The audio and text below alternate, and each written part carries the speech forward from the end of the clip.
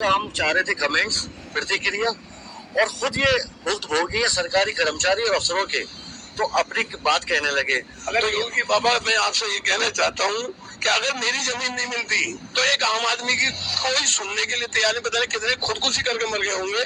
और मैं भी कभी कभी ये सोचता हूँ कि अगर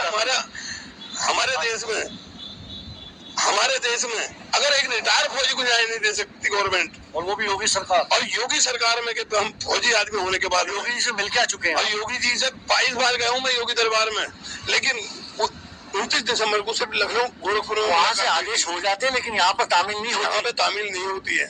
एक कानून वो ये कहता है कि यदि किसी की नौकरी खत्म हो जाएगी अगर आपकी जमीन को हम वापस करते हैं। तो गलत किस उन्होंने किया ना, गलत उन्होंने किया है, वो उसके तो वो खुद उसके इल्जाम खुद हो। लेकिन इनकी जांच कैसे हो, किस तरीके से हरिराम फौजी को न्याय मिले, आप ये बताएं मेरे को। अपना नंबर भी आप बता दें दर्शक। मेरा नंबर है 902795 7439। हवलदार हरिराम, रिटायर, महार रेजिमेंट से, गांव बटोला, पोस्ट दरियापुर, तहसील सिकंदराबाद, जिला बुलंदशहर का रहने वाला हूँ मैं। तो प्यारे दर्शकों और जनप्रतिनिधि, सांसद बुलंदशहर डॉक्टर भोला सिंह जी, प्रदीप चौधरी जी, सदर विधायक लक्ष्मीराज जी विधायक, लेटर है मेरे पास, सब लोग आप भली भांति आप सुने, देखें और इनकी मदद करें प्लीज, जरूरी है। और माननीय मुख्यमंत्री को दोबारा इस प्रकरण में बहुत संवेदनशील मुद्दा है, उनको अवगत कराएं। ये खुद दोबारा मिलने जा रहे हैं योगी जी से, ऐसे लोगों के साथ में ऐसा हो रहा है तो बताएं कि हम कैसे कह सकते हैं इस योगी सरकार में जिला प्रशासन सही हर जिले में काम अच्छा कर रहा है। ये तो कार्यशैली पर सवाल खड़े होते हैं। अगर एक रिटायर फौजी की नहीं सुनी जा सकती हमारे देश में, गलत मुआवजा क्यों दिया इन्होंने उत्तर प्रदेश में, अगर एक रिटायर फौजी की नहीं सुनी जा सकती तो फिर एक आम आदमी को कौन सुनेगा। और क्योंकि बाबा की सरकार में भूमाफिया, वो तो माफिया नहीं, अब सरकारी अफसर कर्मचारी भूमाफिया बन गए, सरकारी कर्मचारी भूमाफिया है।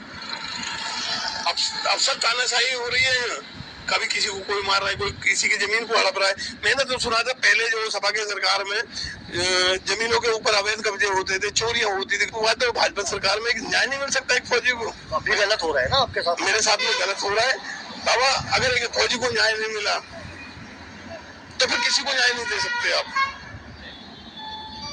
ये भी सवाल है सीधा मुख्यमंत्री जी के लिए, सीधा मुख्यमंत्री जी से मैं वार्ता करना चाहता हूँ, और वार्ता जो चल रही होगी तो उसे भी मुख्यमंत्री जी के पास पहुंचाई जाए।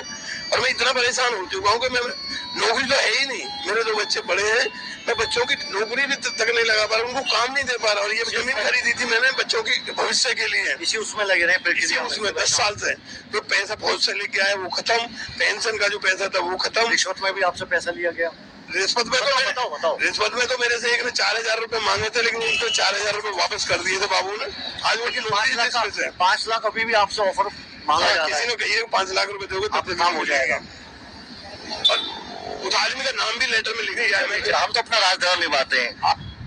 तमाम बीजेपी के जो वरिष्ठ कार्यकर्ता हैं, वरिष्ठ नेता हैं, उनके लिए अग्नि परीक्षा है।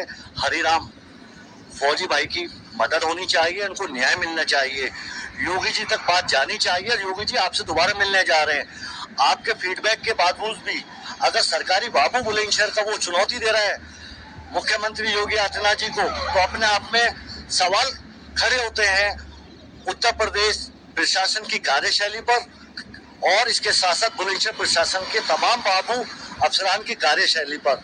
जनप्रतिनिधि तमाम हताश हैं और तमाम मेजोरिटी में जितने एमएलए हैं बीजेपी के, वो भी कहीं ना कहीं धराशायी साफ नजर आते हैं। उनकी भी जिला प्रशासन नहीं सुनता है। ऑफ द रिकॉर्ड हमसे जो कहते हैं, जीते जाते सबूत हमारे सामने हैं जी।